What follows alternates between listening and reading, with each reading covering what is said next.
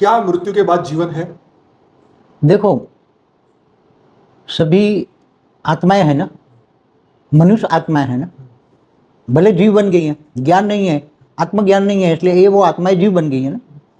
5 तत्वों का आवरण सभी आत्माओं पर चढ़ा हुआ है, इसलिए सभी आत्माओं पर अज्ञान रूपी अंधेरा है, अपने आप को जानती नहीं है।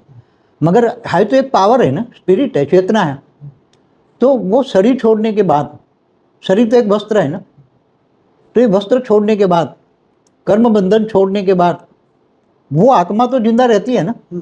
आत्मा अलग अलग धर्म वाले भले कोई माने या न माने, मगर ये आत्मा तो जन्म ले या न ले सूक्ष्म जगत में भी रहती हैं, भूत प्रेत योनि में भी जाती हैं, अंतमति सुगति के हिसाब से 84 लाख योनि में भी भटक जाती हैं। उनके संस्कार जानवर जैसे बन जाए तो जानवर योनि में आत्मा जाती हैं।